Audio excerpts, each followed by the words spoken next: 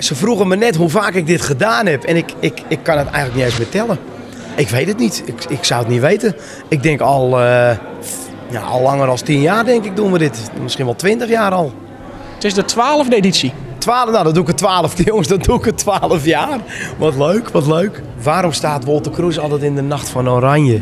Ja, waarschijnlijk omdat de tent helemaal volledig uit zijn dak gaat. En dat mijn muziek daar misschien wel heel erg geschikt voor is. Het zou best kunnen. Want je staat er al heel wat langer dan bijvoorbeeld je grootste kanaal Viva Hollandia.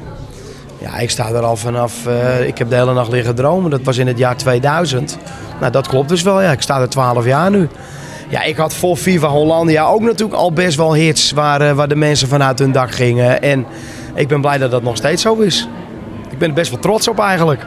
Waar ik nu het allerdrukste mee ben, dat is de afronding van mijn album. Die is nu klaar. We zijn nu bezig met alle drukwerk, met de cover, met de hoes, met alles. En ja, dat wordt fantastisch. Dat wordt echt heel mooi.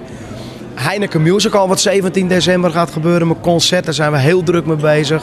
Daarna de theatertour alweer in januari, in februari, in 2012. Nou, ik ben eigenlijk met de toekomst bezig. Alleen maar met de toekomst.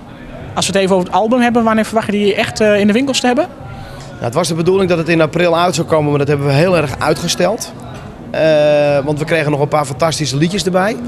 Sterker nog, ik ben nu nog met 1 liedje bezig zelfs, wat nog af moet. Dus wij hebben dat een klein beetje opgeschoven richting de zomer. Ik denk zelfs dat dat in september na de zomervakantie gaat komen. Nieuwe single die komt wel tussen nu en een maand uit. Dat is heel belangrijk, want er moet een zomerplaat aan gaan komen. Nou, die hebben we. Ja, dus iets wat uitgesteld tot na de zomer.